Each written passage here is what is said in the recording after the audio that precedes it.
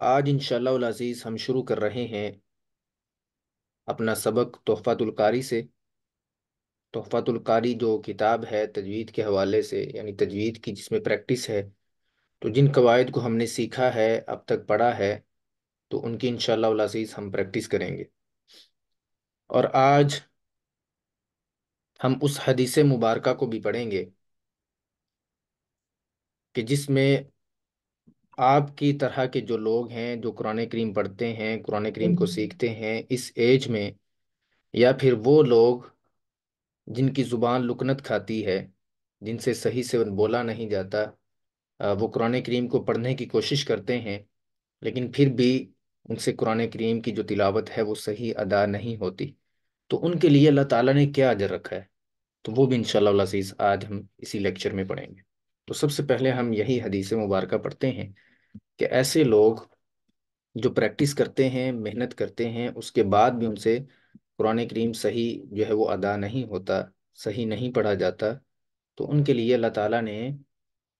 کیا اجر رکھا ہوا ہے۔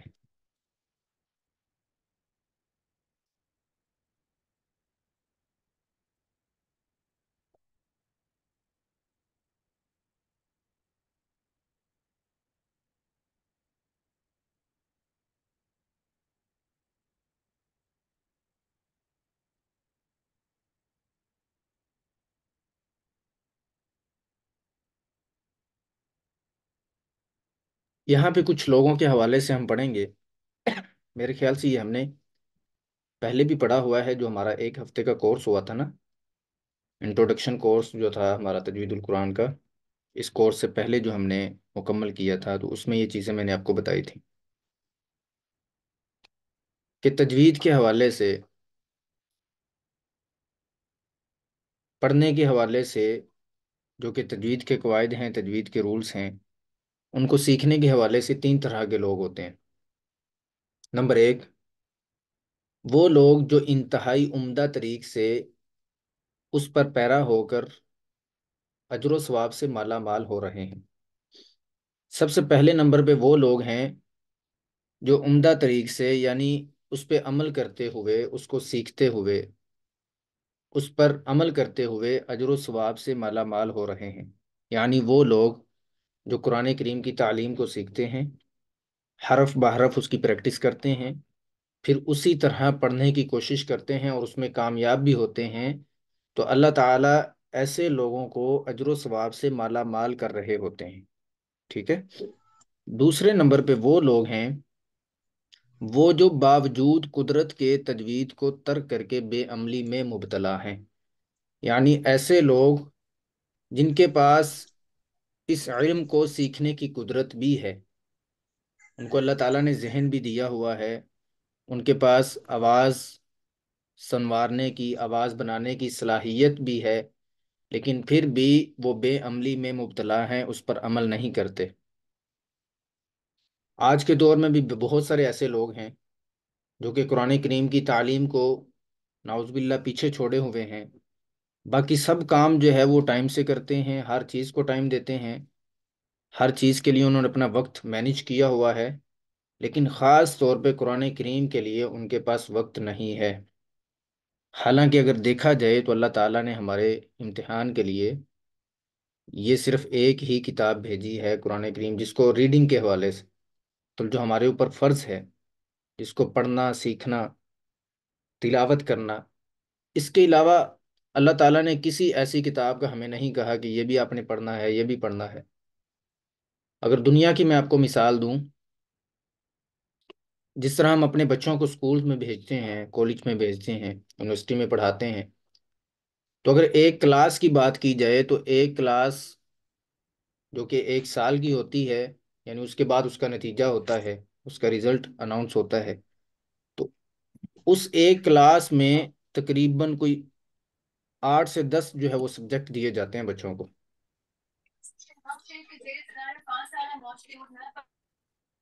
8 سے 10 جو ہے وہ سبجیکٹس دیے جاتے ہیں جن کی انہوں نے تیاری کرنی ہوتی ہے، ان کا علم سیکھنا ہوتا ہے، اور اس کے بعد جو ہے وہ اس سال کے آخر میں اختتام پر ان کا فائنل جو ایگزامس ہیں وہ لیے جاتے ہیں۔ حالانکہ یہ ایک سال میں اتنی زیادہ ہم کتابیں پڑھتے ہیں، اس کے بعد دوسرے سال میں پھر چینج ہو جاتی ہیں، تیسرے سال میں پھر چینج ہو جاتی ہیں۔ مطلب جس طرح سے ہم آگے آگے بڑھتے ہیں، کلاسز بھی ہماری جو ہے وہ اپ گریڈ ہوتی ہیں، تو اسی طرح سبجیکٹس بھی اسی حوالے سے چینج ہوتے رہتے ہیں۔ لیکن قرآن کریم جو ہے، یہ اللہ تعالیٰ نے صرف ایک ہی کتاب ہمارے لیے بھیجی ہے۔ چاہے کوئی چھوٹا ہے، چاہے کوئی بڑا ہے، چاہے کوئی بوڑھا ہے، اس نے ایک ہی کتاب پڑھنی ہے۔ اسی لیے اللہ تعالیٰ نے قرآن کریم میں یہ فرمایا کہ وَلَقَدْ يَسَّرْنَا الْقُرْآنَ لِلذِّكْرِ فَهَلْ مِن مُدَّكِرٍ، کہ میں نے یہ کتاب اس طرح سے نازل فرمائی ہے کہ وہ اتنے آسان فہم، آسان انداز میں ہے کہ وہ بچہ بھی سیکھ سکتا ہے، بچہ بھی پڑھ سکتا ہے، اور جوان بھی، اور اسی طرح بوڑھا بھی پڑھ سکتا ہے۔ اس طرح آپ نے یہ پریشان نہیں ہونا کہ ہم یہ کیسے کریں گے، ٹھیک ہے، یا یہ کب سیکھ پائیں گے۔ تو اسی حوالے سے انشاءاللہ العزیز آج جو ہے وہ ہم اسی لیکچر میں سمجھیں گے کہ وہ جو لوگ باوجود قدرت رکھتے ہوئے، یعنی کہ وہ جوان ہیں، ان کے پاس کچھ نہ کچھ ٹائم بھی ہے، لیکن وہ پھر بھی بے عملی میں مبتلا ہیں۔ ان کے پاس ہر چیز اویلیبل ہے، موبائلز اویلیبل ہیں۔ آج کل کوئی ایسا جو ہے وہ مسلم نہیں ہے، مطلب کوئی بھائی نہیں ہے یا بہن نہیں ہے جس کے پاس انڈرائڈ جو ہے وہ فون نہ ہو۔ اور انڈرائڈ فون میں آج کل اتنی زیادہ سہولیات ہیں، اگر اس میں ایک ہی اپلیکیشن میں آپ کو بتاؤں جس کا نام اسلام 360 ہے، تو اسلام 360 میں ہی ہر چیز آ جاتی ہے۔ اس میں آپ قرآن کریم کی تلاوت اوپن کر کے اس کو پڑھ سکتے ہیں، اس میں احادیث کا مطالعہ کر سکتے ہیں، سیاستہ مطلب جو کتابیں ہیں، صحیح البخاری، صحیح المسلم، سنن ابو داود، جامعہ ترمذی، یہ ساری جو احادیث کی کتابیں ہیں اس میں شامل ہیں، اور ہر لینگویج اس میں موجود ہے۔ مطلب کسی قسم کا کوئی بہانہ نہیں ہے، ہر چیز اس میں ہے، جو تراجم ہے، ٹرانسلیشن ہے، ہر زبان میں اس میں موجود ہے۔ کسی نے پشتو میں پڑھنی، پشتو میں پڑھ سکتا ہے، کسی نے جو ہے وہ انگریزی میں، انگلش میں پڑھنی ہے تو انگلش میں پڑھ سکتا ہے۔ تو اسی طرح کوئی بھی چیز جو ہے وہ مشکل نہیں ہے، لیکن یہ صرف ہماری جو ہے وہ کوتاہی ہے کہ ہم اس کو ٹائم نہیں دیتے، یا خود جو ہے وہ ہیلے بہانے ہم ڈھونڈتے ہیں کہ کسی نہ کسی طریقے سے جو ہے وہ ہم بچ جائیں یا چھوٹ جائیں کسی سے۔ یہ دیکھیں، دنیا میں تو ہم اس طرح کر سکتے ہیں، کسی کو اپنا بتا دیا کہ دیکھیں جی میرے پاس ٹائم نہیں، میں تو اتنا بیزی ہوں، میرے پاس تو جو ہے نا وہ آ، بال کھلجنے کی جو ہے وہ ٹائم نہیں ہے، ٹھیک ہے۔ اس طرح سے ہم ہیلے بہانے جو ہے وہ دوسروں کو تو بتا سکتے ہیں، لیکن اللہ تعالیٰ جو ہے وہ سب کچھ جانتا ہے۔ اللہ تعالیٰ کے آگے جو ہے وہ کوئی چیز چھپی نہیں ہے۔ اچھا، یہ تھے وہ لوگ جو باوجود قدرت رکھنے کے وہ تجوید کو ترک کر کے بے عملی میں مبتلا ہیں۔ نمبر 3، وہ لوگ جو معذور ہیں، یعنی محنت کے بعد بھی صحیح ادا پر قادر نہ ہو سکیں۔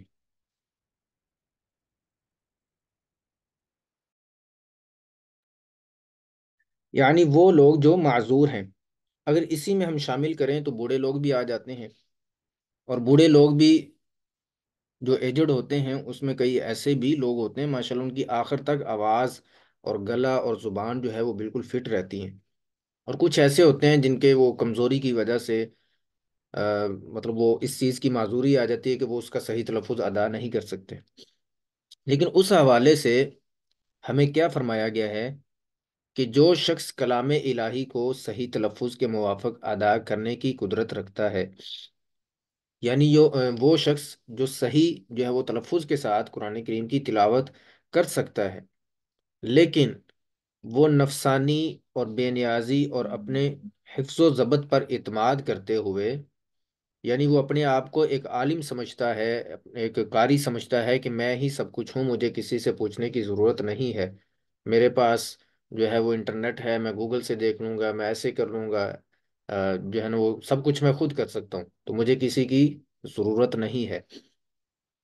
تو وہ اس کو اپنے حفظ و ضبط پر اتنا اعتماد ہوتا ہے کہ وہ کسی ایسے عالم کی طرف رجوع کرنے کو اپنی انسرٹ اور ہتک سمجھتا ہے، ٹھیک ہے، کہ میں اگر کسی عالم سے پوچھوں گا تو میری تو انسرٹ ہو جائے گی۔ یہی بات اگر میں کہوں تو آج کل کے جو لیڈ کلاس لوگ ہیں، تو ان کی اگر مثال دی جائے تو وہ اسی طرح ہی ہے۔ ان میں بہت اچھے لوگ بھی ہیں ماشاءاللہ، کہ جن کو اللہ تعالیٰ نے سب کچھ مال و دولت دیا ہوا ہے، ان کو فیم دیا ہوا ہے، لیکن وہ قرآن و سنت کے معاملے میں اللہ تعالیٰ سے ڈرتے ہیں، وہ علماء کرام کا احترام کرتے ہیں، ان کی رسپیکٹ کرتے ہیں، ان سے ہیلپ لیتے ہیں۔ لیکن کچھ ایسے بھی لوگ ہیں کہ جو ناؤز باللہ علماء کرام کو دیکھنا پسند نہیں کرتے، وہ اپنے سے حقیر سمجھتے ہیں ان کو، کہ یہ تو وہ لوگ ہیں جو دین پھیلانے والے ہیں یا اللہ رسول کے نام جو ہے وہ لینے والے ہیں، ہم تو الگ قوم ہیں۔ مطلب یہاں پہ ڈیوائڈڈ جو ہو جاتا ہے کہ دو قومیں بن جاتی ہیں، ایک وہ جو اللہ والے ہیں اور ایک وہ جو دنیا والے ہیں۔ تو وہ اس طرح کا جب سین بنتا ہے تو کام خراب ہوتے ہیں، پھر جو ہے وہ ہم دین اسلام سے دور دور ہوتے جاتے ہیں اور گمراہی کا شکار ہو جاتے ہیں۔ آج کے دور میں اگر دیکھا جائے تو بہت زیادہ ملحد لوگ پیدا ہو رہے ہیں۔ ملحد کون ہوتے ہیں؟ جو کسی کو بھی اپنا گاڈ نہیں مانتے، یعنی رب نہیں مانتے، اپنا بنانے والا اللہ تعالیٰ جو ہے وہ اپنا خالق نہیں مانتے، وہ کہتے ہیں کوئی بھی نہیں خالق، بس یہ دنیا ایسی ہی بنی ہے، ان کو ملحد کہتے ہیں۔ اور بہت زیادہ پیدا ہو رہے ہیں اسی وجہ سے کہ وہ علماء کرام سے ہیلپ نہیں لیتے، وہ یوٹیوب سے سیکھتے ہیں، وہ گوگل سے ریسرچ کرتے ہیں اور عجیب عجیب وہاں پہ تحریریں پڑھتے ہیں۔ تو ایسی تحریریں پڑھنے سے وہ نعوذ باللہ گمراہ ہو جاتے ہیں، ٹھیک ہے، اور گمراہ یہاں تک ہو جاتے ہیں کہ وہ ملحد کا شکار ہو جاتے ہیں، کہ وہ کسی کو بھی مانتے نہیں ہیں، وہ کہتے ہیں بس ہم اسی طرح جو ہے وہ پیدا ہوئے ہیں اور یہی جو ہے نا وہ دنیا چل رہی ہے، نعوذ باللہ۔ تو اس طرح سے، اسی وجہ سے جو ہے ہمیں علماء کرام سے ہیلپ لینے کی ضرورت ہوتی ہے۔ اب دیکھیں، اگر میں اپنی ہی مثال آپ کو دوں، حالانکہ یہ ساری چیزیں میں نے اپنے اساتذہ سے سیکھی ہیں، تجوید کا علم، قرات کا علم، اسی طرح احادیث کا علم، لیکن پھر بھی کئی ایسی جگہیں آتی ہیں کہ جن کی وجہ سے مجھے اپنے اساتذہ سے ہیلپ لینے کی ضرورت پڑ جاتی ہے۔ اگر میں یہ کہوں کہ میں تو اپنی ایک فیلڈ میں مطلب اگر دیکھا جائے تو الحمدللہ اللہ تعالیٰ نے بہت زیادہ عزت سے نوازا ہے کہ میں اپنے اساتذہ سے بھی، یہ ایک ہوتا ہے نا کہ مطلب ان سے بھی زیادہ میرے پاس اسٹوڈنٹس ہیں اور میں اپنے طریقے سے ان کو گائیڈ کر رہا ہوں، سمجھا رہا ہوں، ٹھیک ہے۔ تو پھر بھی جو ہے وہ الحمدللہ مجھے اپنے اساتذہ سے جو ہے وہ ہیلپ لینے کی ضرورت پڑتی ہے۔ میں یہ نہیں کہتا کہ مجھے جو ہے وہ ہر چیز کا علم ہے، میں خود کر سکتا ہوں۔ دیکھیں، ہماری ساری زندگی جو ہے وہ ایک اسٹوڈنٹ کے طور پہ ہوتی ہے، ہم مکمل زندگی میں سیکھتے ہی رہتے ہیں، کچھ نہ کچھ ہمیں ہر وقت کچھ نہ کچھ نیا دیکھنے کو، سننے کو، علم سیکھنے کو ملتا ہے۔ تو اسی طرح کچھ لوگ ایسے ہوتے ہیں جو صحیح تلفظ کے موافق ادا کرنے کی قدرت رکھتے ہیں، ان کے پاس جو ہے وہ اللہ تعالیٰ نے ان کی زبان بھی صحیح دی ہوتی ہے، ان کی آوازیں بھی صحیح ہوتی ہیں، گلا بھی صحیح ہوتا ہے، پھر بھی وہ نفسانی اور بے نیازی اور اپنے حفظ و ضبط پر اعتماد کرتے ہوئے کہ کسی عالم سے اگر میں رجوع کروں گا تو اس میں میری انسلٹ ہوگی، تو وہ اس وجہ سے مزید گمراہی کا شکار ہوتے رہتے ہیں۔ وہ یہ کیا ہے کہ وہ اپنی طرف سے پڑھ لیا تو بس ٹھیک ہے، ٹھیک ہے، کہ یا کسی کو سن لیا، کسی کا کوئی جو ہے موٹیویشن سن لیا اور اس پر عمل کرنا شروع کر دیا، جبکہ وہ ریسرچ کی طرف نہیں آتے۔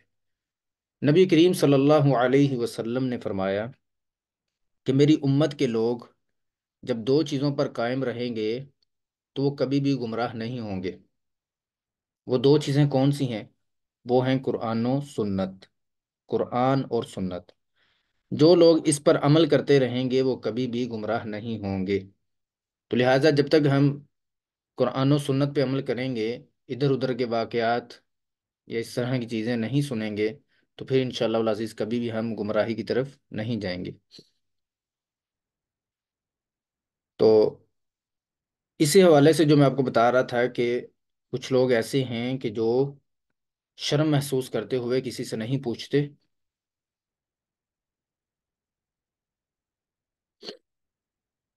کسی سے جو ہے وہ سوال نہیں کرتے، تو یہ بہت غلط چیز ہے، ان کو اس سے تائب ہونے کی ضرورت ہے اور سیدھا رستہ جو ہے وہ اختیار کرنے کی ضرورت ہے۔ تو جو اس سے قرآن مجید کے صحیح تلفظ سے آگاہ کرے، مطلب وہ اپنی انسرٹ ہی تک سمجھتا ہے کہ جو اسے قرآن مجید کے صحیح تلفظ سے آگاہ کرے، تو ایسا شخص بلا شبہ گناہ گار اور کتاب اللہ کے معاملے میں بد دیانت ہوگا۔ آپ کو سمجھ آ چکی ہوگی کہ اس طرح کے جو لوگ ہوتے ہیں وہ قرآن مجید کے صحیح تلفظ سے جو ہے وہ موافق کی قدرت رکھتے ہیں اور اپنی انسلٹ سمجھتے ہیں کسی عالم کسی قاری صاحب سے پوچھنے کے حوالے سے، اور پھر قرآن مجید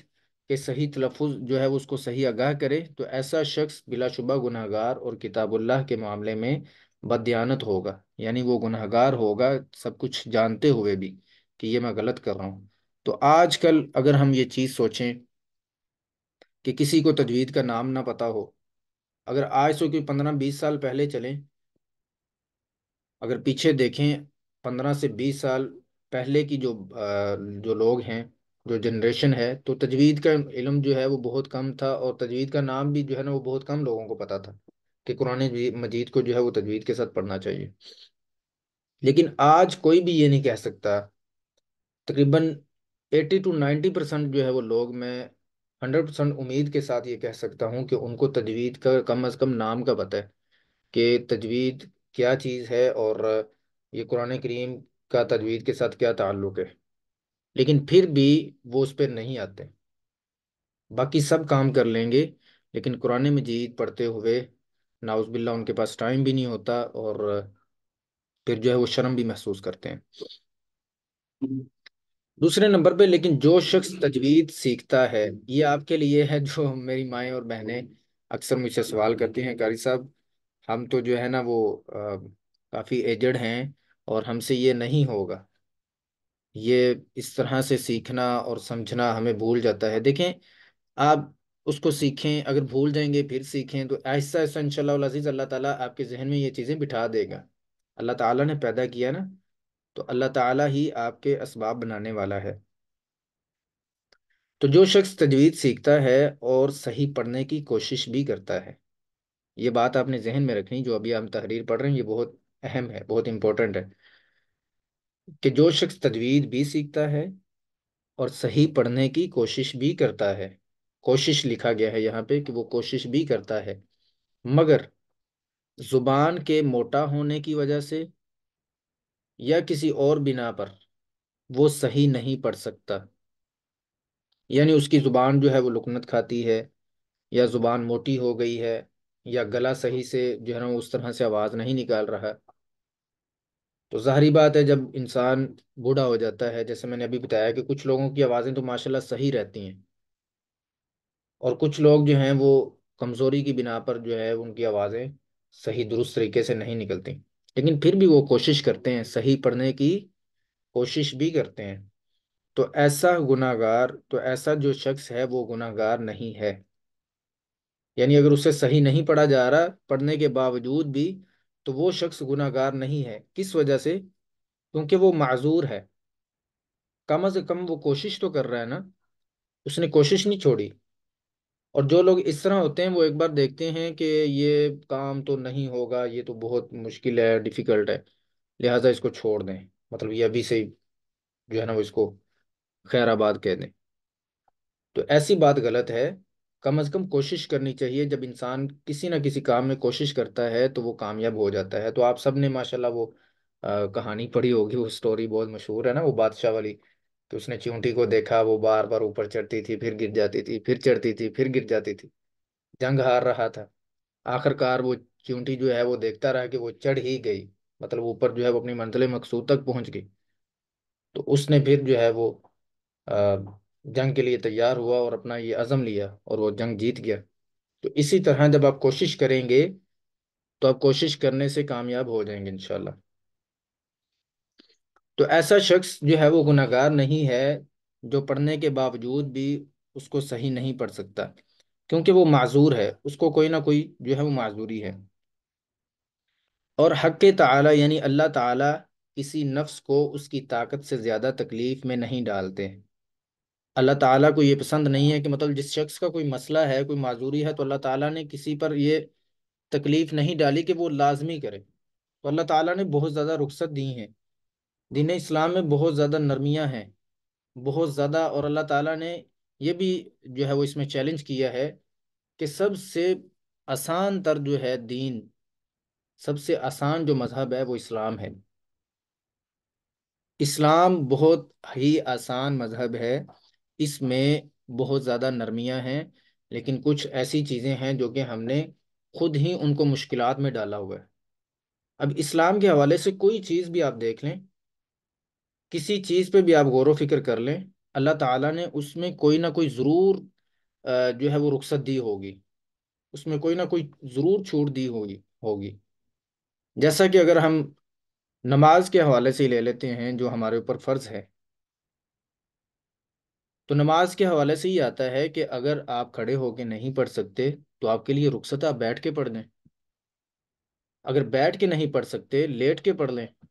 دیکھیں ہر چیز میں رخصت ہے، لیکن اللہ تعالیٰ نے یہ نہیں کہا کہ نہیں کھڑے ہو کے ہی پڑھنی ہے، اگر کھڑے ہو کے پڑھیں گے تو قبول ہوگی، ادروائز میں قبول نہیں کروں گا۔ بالکل ایسے تو اللہ تعالیٰ نے نہیں کہا۔ اسی طرح سفر کی حالت میں انسان جو ہے وہ آ، تھکاوٹ کا شکار ہو جاتا ہے، سفر میں مشکلات ہوتی ہیں، تو اللہ تعالیٰ نے رخصت دی ہے کہ وہاں پہ آدھی نماز کر لو۔ اسی طرح جہاد کے معاملے میں بھی ہے، وہ سفر سے بھی کم نماز ہے، ٹھیک ہے۔ پھر سواری پہ یہ بھی نہیں ہے کہ آپ نے قبلہ رخ ہو کر ہی نماز پڑھنی ہے پھر ہی آپ کی قبول ہوگی۔ جیسے کہ پہلے لوگ جو ہے وہ گھوڑوں پہ، اونٹوں پہ سفر کیا کرتے تھے، تو اس کے لیے یہ رخصت ہوتی تھی کہ وہ سفر کے دوران ہی نماز پڑھ سکتے ہیں، یہ بھی نہیں کہ کہیں پہ رک کر وہاں پہ پہلے جگہ صاف کریں، پہلے کوئی ماحول بنائیں مسجد والا، پھر جو ہے وہاں پہ جو ہے نا وہ نماز پڑھیں، یہ بھی نہیں تھا۔ اللہ تعالیٰ نے یہ بھی رخصت دی ہے کہ آپ کسی سفر پہ جا رہے ہیں تو آپ جانوروں کے جو ہے وہ اوپر سواری کے طور پہ آپ نماز پڑھ سکتے ہیں، سواری کا منہ جو ہے وہ قبلہ طرف کر دیں، نماز شروع کر دیں، پھر اس کے بعد وہ چاہے دائیں جا رہا ہے بائیں جا رہا ہے، جس طرف بھی جا رہا ہے آپ کی نماز ہو جائے گی، ٹھیک ہے۔ تو اس طرح اللہ تعالیٰ نے دین اسلام میں ہر طرح کی نرمیاں رکھی ہیں۔ اسی طرح رمضان کے حوالے سے آپ دیکھ لیں کہ یہ روزے ہمارے اوپر فرض ہیں، لیکن جو لوگ بیمار ہیں اللہ تعالیٰ نے ان کے لیے بھی نرمی رکھی ہے، وہ کسی کو روزے رکھوا سکتے ہیں، ٹھیک ہے۔ یہ نہیں اللہ تعالیٰ نے کہا کہ اگر جو ہے وہ آپ روزے میں نے روزہ فرض کیا ہے، چاہے آپ بیمار ہیں، جو مرضی مسئلہ ہے، تو آپ نے روزہ رکھنا ہی رکھنا ہے۔ ہاں فرض ہیں، یہ چیزیں وہ ہیں کہ جو لازمی، جیسے نماز اور روزہ، یہ چیزیں فرض ہیں، لیکن اللہ تعالیٰ نے اس میں بھی نرمیاں رکھی ہیں کہ اگر آپ نہیں کر سکتے تو آپ کسی سے کروا لیں۔ نماز کے علاوہ، نماز تو ہم کسی سے نہیں نہ پڑھوا سکتے،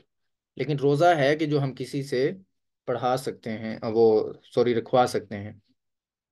ٹھیک ہے۔ تو یہ بات جو میں بتا رہا تھا کہ اللہ تعالیٰ کسی نفس کو اس کی طاقت سے زیادہ تکلیف نہیں دیتے،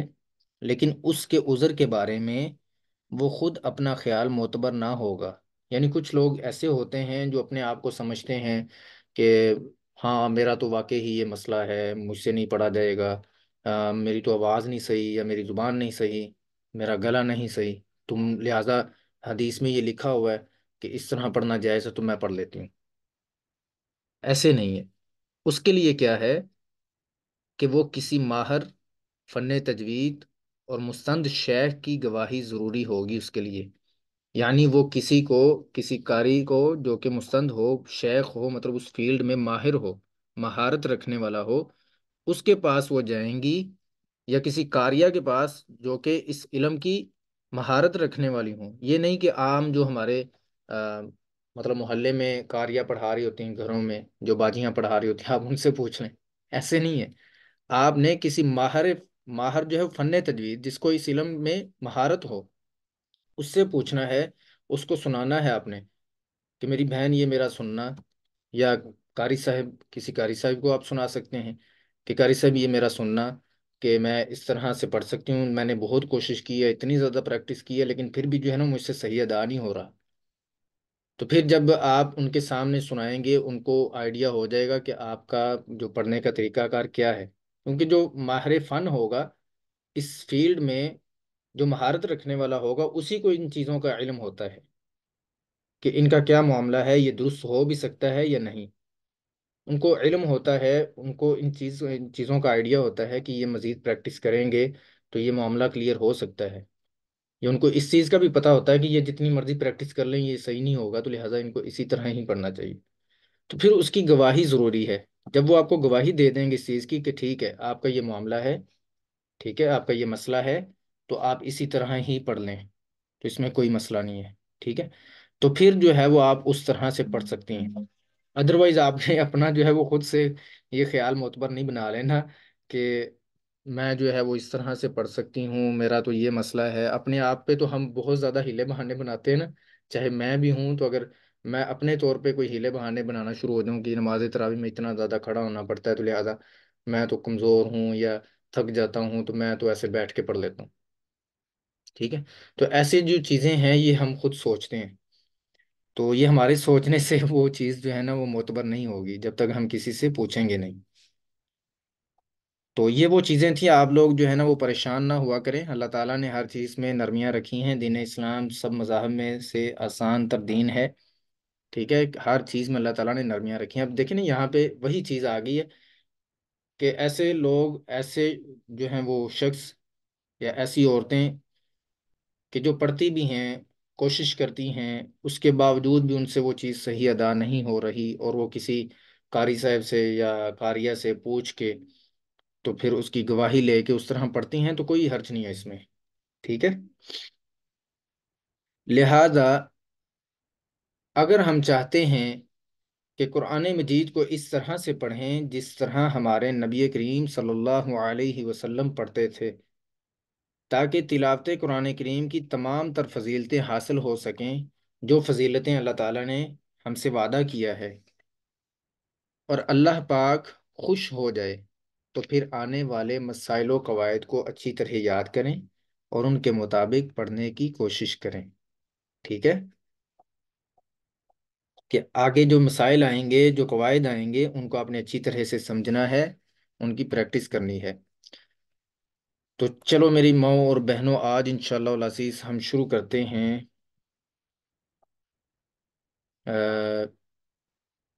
جو مختلف الفاظ ہیں جن کی آوازیں آپس میں ملتی جلتی ہیں، ان کی پریکٹس۔ تو کل کی کلاس میں نا ہم ایک شیڈول بناتے ہیں کہ ہم ڈیلی بیسس پہ ایک قاعدہ پڑھیں گے، ایک قاعدہ سیکھیں گے اور اس کی پریکٹس کریں گے کلاس کے شروع میں۔ اس کے بعد جو ہمارے پاس ٹائم بچا کرے گا، تقریباً 20 سے 25 منٹ یا 15 منٹ اس قاعدے کو سیکھنے کے بعد، تو وہ ہم انشاءاللہ العزیز اپنی پریکٹس پہ لگائیں گے۔ جیسے ہم قرآن کریم کی پہلے بھی ایک دو کلاسوں میں ہم نے پریکٹس کی ہے نا، اجرا کی ہے، پریکٹس تو ہوتی ہے وہ آپ خود پڑھ کے سنائیں گے، لیکن ابھی جو ہے وہ ہم اس کو اجرا کر رہے ہیں۔ اجرا کہتے ہیں کہ ایک ایک چیز کو واضح طور پہ بتانا کہ یہاں پہ کیا ہو رہا ہے، یہاں پہ کیا ہو رہا ہے، ٹھیک ہے؟ تو آج انشاءاللہ العزیز ہم شروع کر رہے ہیں وہ قواعد،